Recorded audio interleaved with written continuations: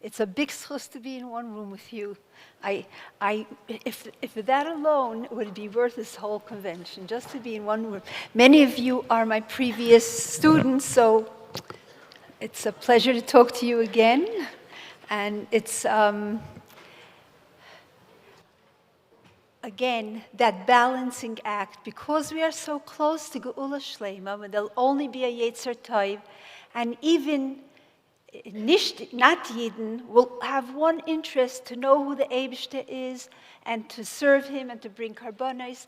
Because we're so close to that point of life, that is why chesed today is so important. But with the chesed must also come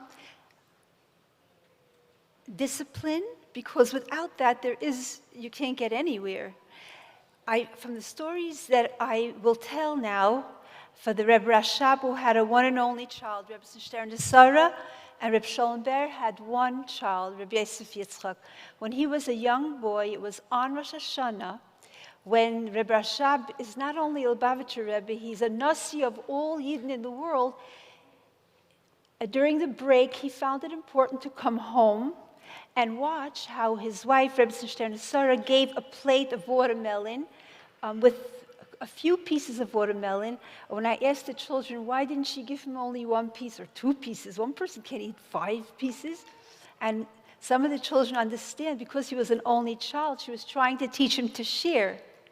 When he walked out and shared, on Rosh Hashanah, when the Rebbe is davening for every Yid in the whole world, he pushes aside the curtain and looks how his child, this 3 or 4-year-old, is sharing.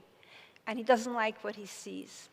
And when he finishes sharing, he comes back in, and Tati tells him, Yosef Yitzchak, when a Yid shares, he has to share with his whole heart.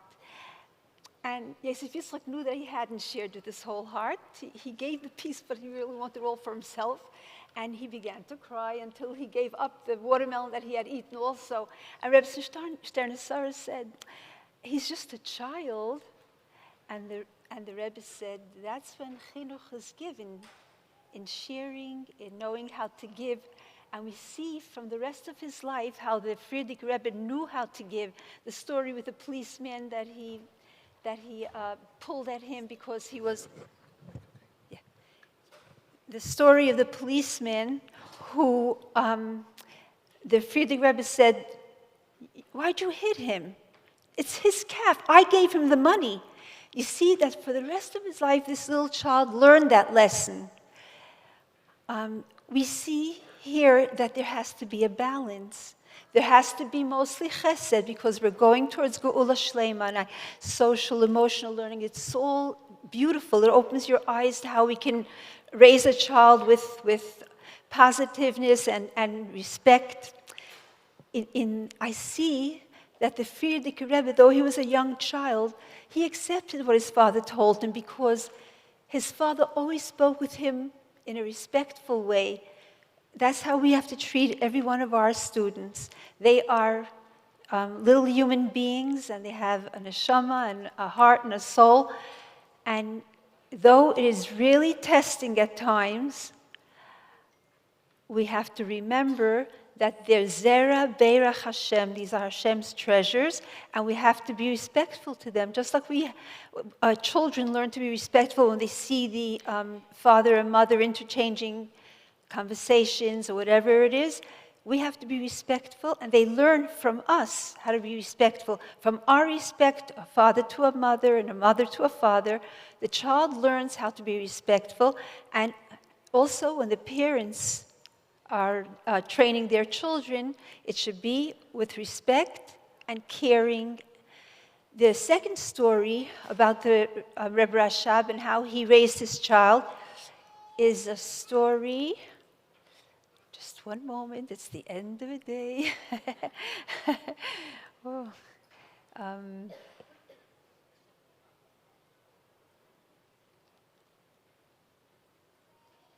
You know what? We'll have to just learn from that story.